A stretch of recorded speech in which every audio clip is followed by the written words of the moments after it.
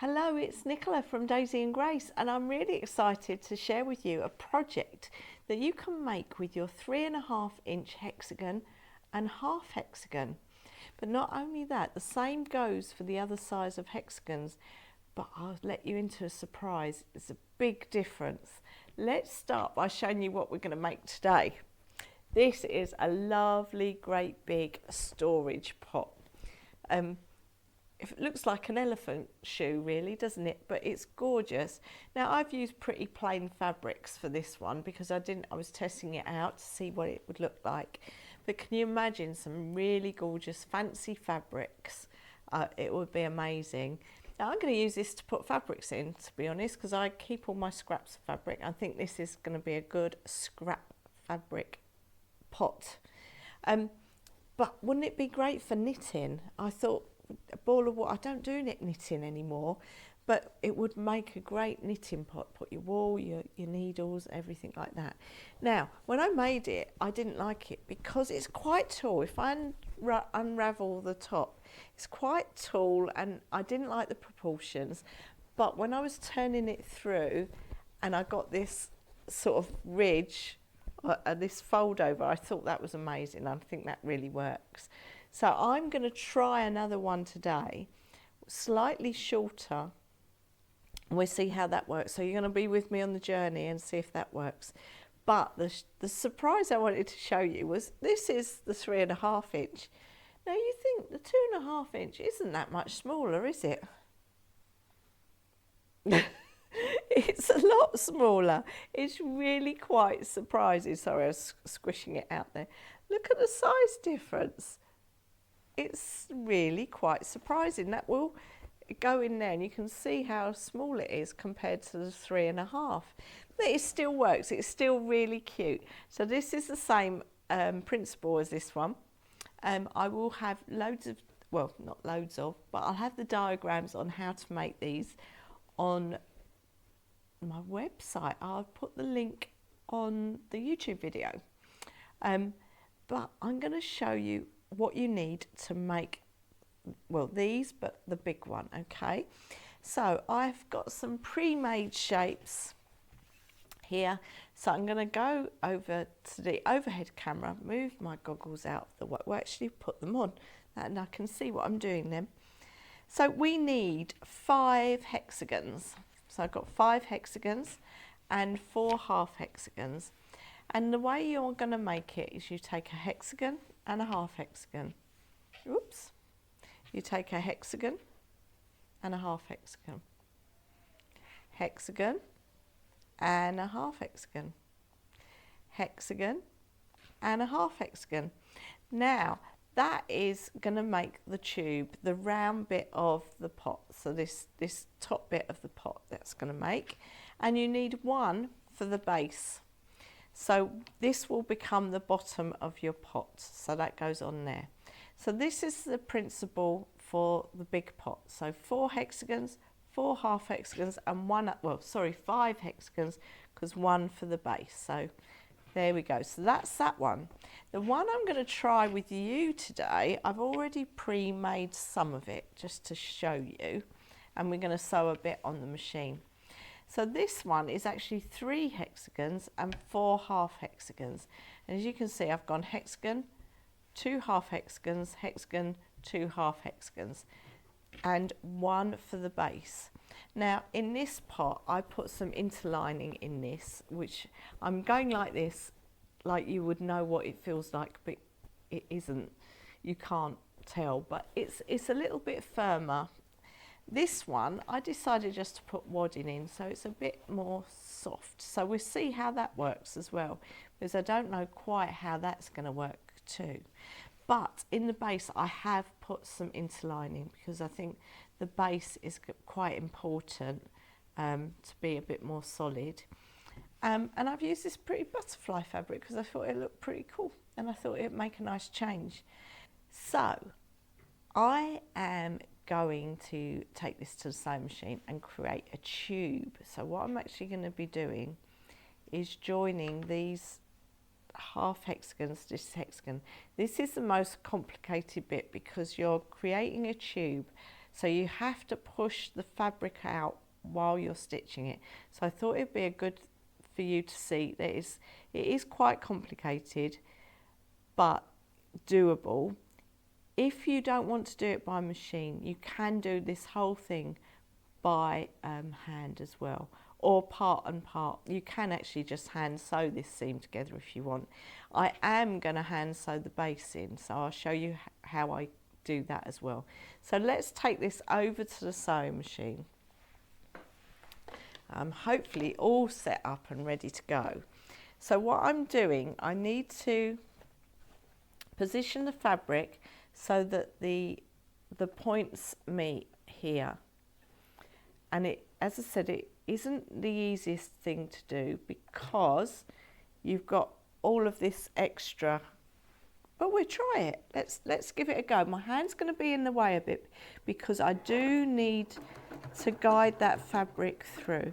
Now I've got this on a zigzag stitch, and I am doing it in invisible thread because invisible thread is my real go-to at the moment. I just find it so easy. I can have it on the machine, I can make lots of different projects and not change my thread over. So I'm going to get to this corner and I'm just moving, don't know if you can see, I'm just moving the under fabric away, and I'm going to get to that corner, leave the needle in, and I'm pivoting. Now this is the tricky bit because I've got all of this fabric that I've got to get out of the way so that it doesn't get caught up when I sew this seam down here. And it's not too horrendous. So when you go to do it, be prepared that it's going to be a little bit awkward. But actually it wasn't as bad as I thought it was going to be. I thought I was destined to fail on this one with you, but I think it's all right. I think I've done okay. So let's cut the thread. Let's go back to the overhead. Let's get that stuck on. It's stuck under my machine. There we go. It's done it. I can't even tell which one it was. It was this one because I've got a few invisible threads left on it. It was all right. Look, it did it okay because you got a Y seam, but we just pivoted that in. That's fine. Not like a proper Y seam, and we've got our tube. So if I go like that, I've got my tube. Now for the base, I actually want the pattern fabric to be inside like that. So what we need to do is join it, and what I'm going to do is take my tube and turn it inside out, and I'm going to take my hexagon and I'm going to match it up to one of the edges of one of the hexagons here, and I'm going to take a pin, and what I'm going to do is start over sewing. So I've got a needle and thread. Let's zoom in a little bit more. I've got a needle and thread, and all I'm going to do, because this pot you're not going to really see the stitches inside the pot. Instead of doing my normal Nicola stitch that I do when I join Quilt As You Go, I'm just over sewing because it doesn't matter. You're not really going to see the stitches when it's inside the pot. So I'm just concealing that tail of thread in my stitches. I'll just snip that off, and I'm going to keep going. So what I'm going to do, I'm going to keep over sewing, and when I get to the end of the over sewing, I will come back to you before I turn the pot through, and you can see the big reveal. But I didn't think you'd like to see me doing lots of over sewing. So I'm going to pause the video now and come back to you in a little while. Hello, I've come back to you before I finish sewing because I suddenly realised there was an important bit I needed to tell you about sewing your base into your pot. So I'm going to pop over to the overhead camera. So I've sewn on one part of my hexagon along there. Now I've come to the half hexagon section. Now this length of the half hexagon is 2 of this length, which is one of the hexagon sides.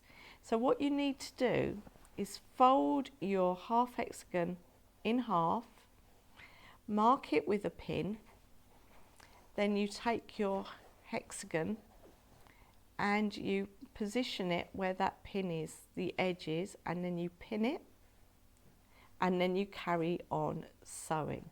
So that was just a little important thing that I wanted to tell you before I finish sewing it all off. I will see you when I've sewn it.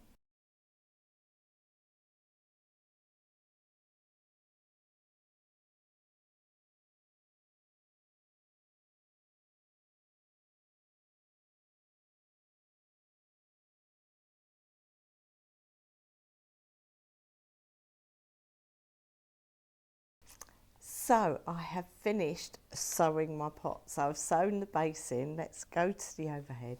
You can see the base of the pot, which is clearly a hexagon. So we've got to mush this in, turn it through, and poke all the corners of the hexagon out. So I'm just doing that with my finger so that we get all the points of the hexagons out. I will give this a good press after as well. Oh, it's so cute. So let's go back to the front. Look, this is it without the cuff turned over. So a decent sized pot. This is the other one, so slightly shorter, but you can also turn over the cuff, which makes it really cute as well. I quite like that too. Look at that, I quite like that too. So there we go, they're the 2 pots. It's so cute, I love them. I think I'm going to be making lots of pots now, as well as I used to make lots of boxes. Now I'm going to be making lots of pots. I think they're really, really lovely. And I'm just wondering if you could make some sort of lid. You never know, I might try and make a lid as well. So that is the end of my little tutorial. I hope you've liked it. I hope you like my pots as much as I do. I hope you want to give them a go. And again, this is using the 3.5 inch Quilt As You Go hexagon and the 3.5 inch Quilt As You Go half hexagon. But you can make it in the 2.5 as well. You can just get a little diddy pot. So cute. So cute. Love them. Well, I hope you've enjoyed this little tutorial and has given you some inspiration to make some pots of your own, some fabric pots of your own. And I look forward to seeing you next time. Bye bye for now.